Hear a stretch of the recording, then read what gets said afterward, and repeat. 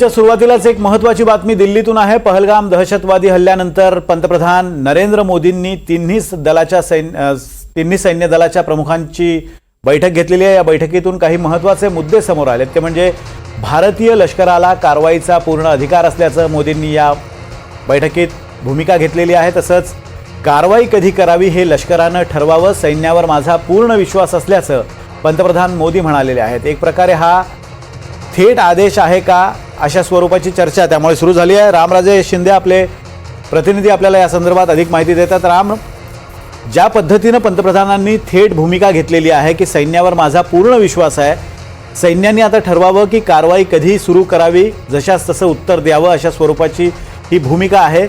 काय या भूमिकेचे अर्थ काढायचे, काय नेमकी या संदर्भातली माहिती आहे?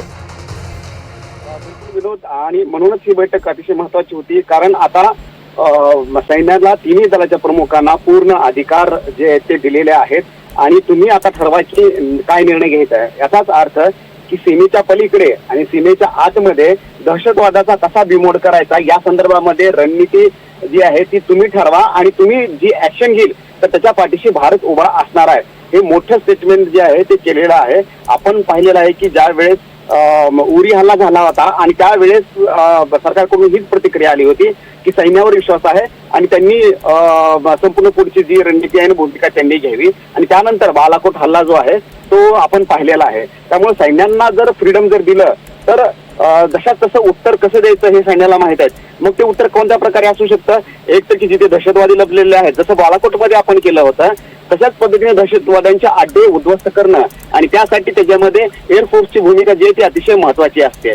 दुसरीकडे जे सागरी मार्गातून जे काही जर आक्रमण होत असेल तर त्यावेळेस मग नेव्हीची भूमिका जी आहे ती महत्वाची असते, आणि आपलं आर्मीच्या माध्यमातून म्हणजे की जर काश्मीरची बॉर्डर आहेत किंवा इतर बॉर्डरवर सुरक्षित ठेवणं ही आर्मीची जबाबदारी असते। त्यामुळे आर्मीला सुद्धा ते अधिकार दिलेले आहेत। कोम्बिंग ऑपरेशन सुरू केलेलं आहे आणि ते काश्मीरमधले ते लोकल सपोर्टर असतील किंवा मग सीमेच्या पलीकडले दहशतवादी असतील, या सगळ्यांचा बिमोड करण्याच्या संदर्भामध्ये आता या बैठकीमध्ये चर्चा झाली आणि पूर्ण मुभा देण्यात आलेला आहे।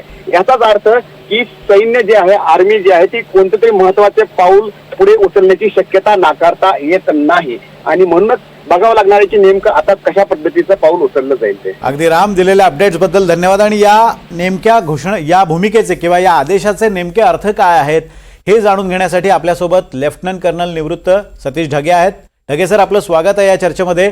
एक महत्वाची भूमिका पंतप्रधानांनी जाहीर केलेली आहे। आता काही वेळापूर्वीच एक उच्चस्तरीय बैठक पार पडली, त्यानंतर तिन्ही सैन्य दलाच्या प्रमुखांशी बोलताना पंतप्रधान असं म्हणालेत की आमचा सैन्यावर पूर्ण विश्वास आहे, आता कारवाई कधी सुरू करायची हे लष्करानं ठरवावं। या भूमिकेचे काय अर्थ काढले जाऊ शकतात? याचे दोन महत्वाचे अर्थ त्या ठिकाणी निघतात। एक जो आहे नक्कीच सामरिक अर्थ, भविष्यातली आपली जी काही ऍक्शन आपल्याला करायची आहे त्या अनुषंगानं, आणि दुसरा जो आहे त्याचा राजकीय अर्थ। याला मी पहिल्या अँगलनी जे आहे सामरिक अर्थ त्या ठिकाणी घेतो की मुळातच जे आहे भारताचं आर्म फोर्सेस जे आहे, भारताचं जे एकूणच लष्कर आहे ते पूर्णतः सक्षम आहे, ते आधुनिक आहे, ते जांबाज आहे, हे वेळोवेळी त्या ठिकाणी प्रूव्ह झालेलं आहे। आणि यामध्ये कुठला राजकीय इंटरफिअरन्स नसावा किंवा बाकीच्या गोष्टी त्यांनी नसाव्यात। आणि ज्यावेळेस अशा प्रकारची सगळी सिच्युएशन निर्माण झालेली आहे त्यावेळेस भारतीय सैन्य दल हे आरपारची भूमिका घेण्यासाठी त्यांना पूर्णतः मुभा देण्यात यावी अशा प्रकारे अधिकृतरित्या सांगितलेले, आणि आता आर्म फोर्सेस नक्कीच त्या अनुषंगानं कारवाई करण्यासाठी मोक त्या ठिकाणी।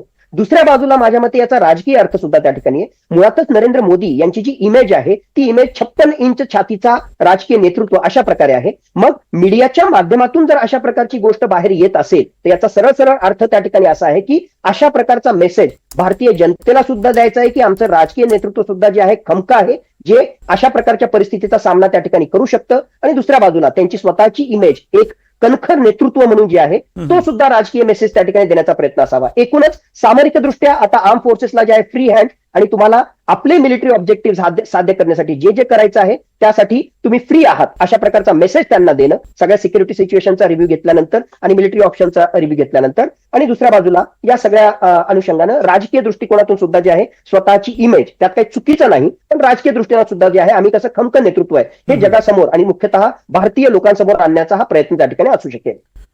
अगदी ढगे सर, दुसरा एक मुद्दा असा आहे की यापूर्वी सुद्धा भारतानं जशास तसं प्रत्युत्तर दिलेलं आहे. मग तो पुलवामाचा हल्ला असेल किंवा इतरही वेळेला भारतानं जशास तसं उत्तर पाकिस्तानला दिलेलं आहे.